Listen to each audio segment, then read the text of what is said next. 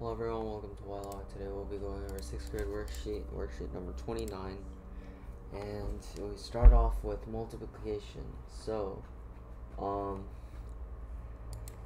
there's a lot of formulas and a lot of numbers. It's going to be multiplication. So, what you can do, what I prefer doing when you have a mixed number, is just convert it to a complete fraction, even if it's like a big number over a small number.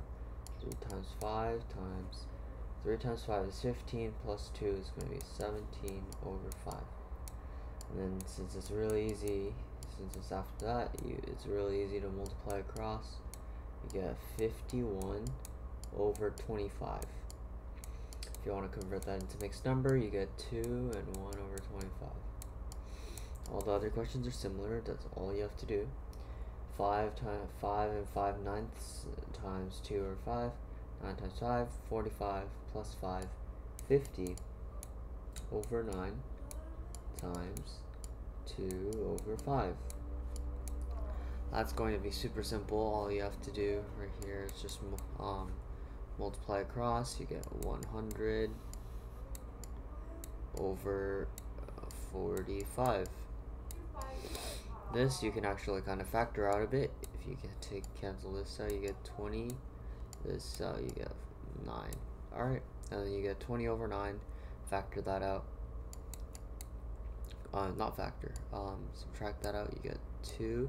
Since 2 times 9 is 18, minus 2 is going to be 2 over 9ths. That will be your answer for number 4. For number 6, you'll do the exact same thing. 11 over 7, it's already a mixed number, times 6, and 6 times 5 is 30, 31 over 5. Since this number is a little large, you can use a calculator or you can do out the multiplication, but once you simplify it, you'll get 9. This looks like a 4. Let me redraw the 9. 9 and 26 over these two multiplied, it's going to be 35. If you guys want to know what the correct answer was, then you can just multiply 9 times 35 and add that to 26, because that's how you go from mixed number to improper fraction. Let's just do number 8 for the last one, since actually we have 3 more pages, we should get on with our things. So division. Division is a lot more simple than multiplication. Well, kind of. So once you divide by a fraction, for instance, 3 divided by 10 over 2, divided by 10 over 2, all you have to do is multiply by its inverse. And by its inverse, we mean flip over the 2 and the 10. So you have to do 3 times 2 over 10. Since anything over nothing is going to, since a whole number is that number over 1, you can just draw the 1 to make it simpler for your visual. If you multiply this out, you'll get 6 over 10. Simplify that, you'll get 3 over 5 for your first answer. Similarly, the other questions can be solved. If I had to pick an example, I'll do, I guess I'll do 7, and I'll show you how to simplify earlier. So 22 divided by 11 over 12 is the same thing as multiplying by 12 over 11, since it's the inverse. We'll divide both sides by 11, and you get 2 over like that, so you'll just get 24 over 1. You'll get 24. Because you're allowed to cancel things out from the top and the bottom if you're multiplying fractions. Okay? Number 8, 7 divided by 3 over 14, it's going to be similar. You know, 7 is a factor of 14. 7 times 14 over 3. It's actually different. You don't get to cancel it out this time, because you don't get to cancel it out since the 14 is not on the bottom, right? and neither is a 7. So they're on the same side. So you have to multiply it out, and you're not allowed to cancel this at all. So you'll get 98 over 3 for this question. The third page is going to be about shapes and finding the volume of each rectangular prism. Rectangular prism, it's going to be length times width times height. That's the formula for volume, LWH. So it's really simple. Multiply 7 times 3 times 2. I did that in my head, and you get 42, right?